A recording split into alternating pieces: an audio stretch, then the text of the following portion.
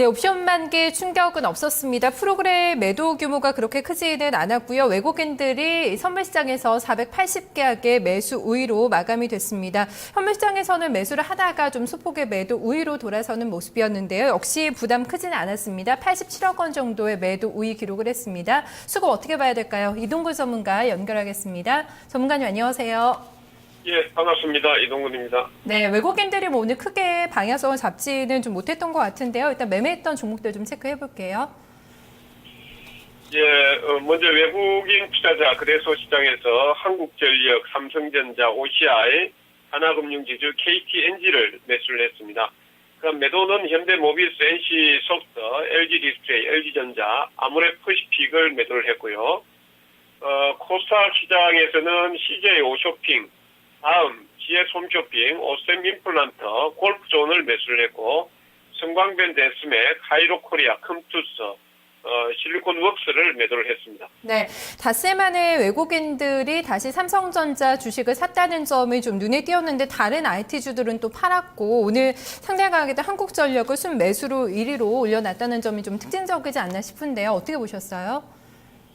요즘 외국인들 같은 경우는 이제 철저하게 좀 재료에 따라서 좀 매매를 하고 있는 동향을 보이고 있습니다. 뭐 삼성전자를 매수했다라는 것은 이제 단기를 좀 빠졌고, 옵션 만기 포지션에 따른 어떤 매수 구도로 봐야 될 것 같고요.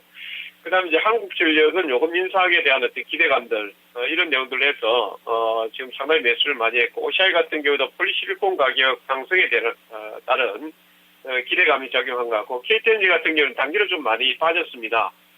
그래서 외국인들이 매수를 한 것 같고, 그 다음에 현대모비스, LG그룹, IT 섹터들, 이런 쪽으로 이제 매도를 하는 모습들이 나타났고, 코스닥 시장에서는, 외국인들의 매매 특징 그렇게 크게는, 뭐 보이지 않습니다만은, 전반적으로 본다라면은, 뭐, 컴투스가 매도, 4위 종목에 랭크가 돼 있고, 약간 이제, 아카를 관련, 종목군들, 그 다음에 단기 상승폭이 좀 나왔던, 5위 종목에는 들어와 있지 않습니다만 서울 반도체라든지 뭐 이런 종목군들 또 차바이오엔 단기 급등이 좀 나왔던 종목군들 이런 쪽에서 조금 매도하는 특징을 보였을 뿐 실질적으로 뭐 1위에서 5위 종목 내에서는 그렇게 큰 어떤 흐름을 보이지 않았습니다. 네, 제가 기관은 투신과 연기금이 매수에 가담을 해주면서 전체적으로는 매도 우위였지만 역시 좀 매물 부담은 크지가 않았습니다. 기관들 매매 동향도 좀 같이 체크해 볼까요?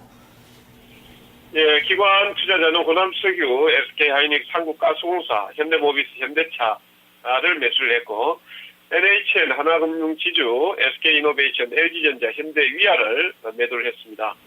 그다음 이제 코스닥 시장에서는 파라다이스, 이녹스, 득산하이메탈, 테라세미콘, SFA를 매수를 했고 멜파스, 골프존, SM, GS홈쇼핑, 프렉스컴을 매도를 했습니다. 네, 호남석유를 기관이 좀 많이 샀고 가스공사에 대한 매수가 있었는데 현대차가 반등이 나왔는데 좀 강하지는 않았거든요. 그래도 다시 기관 쪽에서의 매수세가 좀 유입은 되고 있는 모습인데 어떻게 좀 이런 흐름들 봐야 될까요?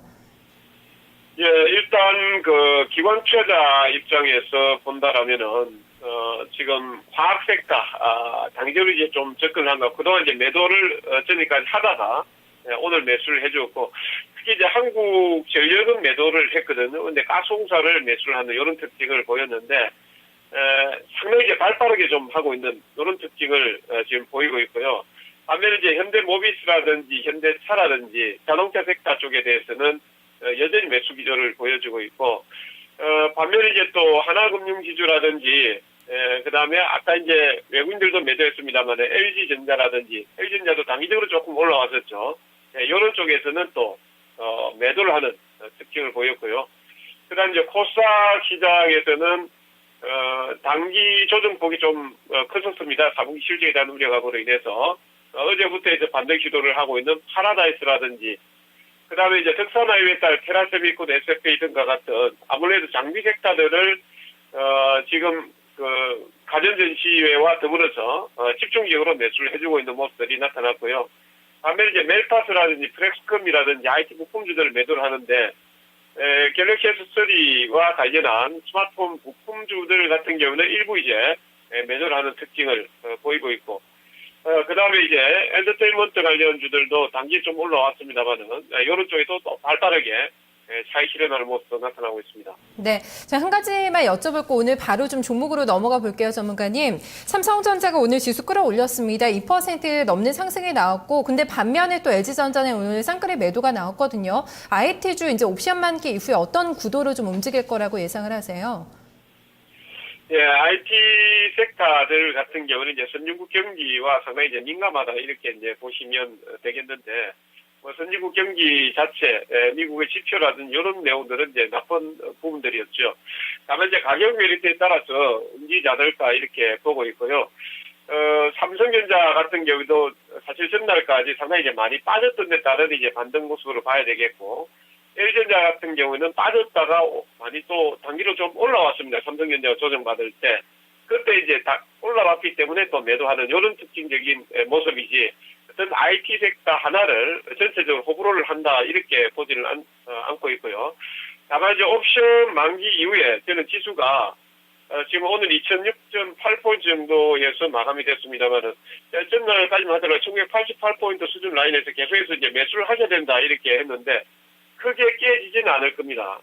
실제에 대한 내용들이 삼성전자 같은 경우도 좋게 나왔고, 그 다음에 이제 1분기 약간 이제 주춤할 수 있습니다만 2, 3분기부터 해서 계속해서 좋아질 수 있는 특징을 갖고 있기 때문에 21호 평균선 라인을 중심으로 해서 삼성전자 기준에서 말씀드린다면은 또 기술적 반등을 좀 더 추가적으로 시도하지 않을까 이렇게 보고 있고요. 전체적으로는 뭐 환율만 조금 도와주게 된다면은 IT 섹터는 뭐 긍정적으로 좀 보셔도 되지 않을까 이렇게 생각합니다. 네, 전문가님 오늘은 저희 여기까지만 좀 드릴게요. 내일도 더 자세한 얘기 좀 나눠보겠습니다. 고맙습니다. 예, 감사합니다. 네, 이동근 전문가와 함께 수급을 정리를 해봤습니다. 해외 쪽 흐름 넘어가 보겠습니다. 어제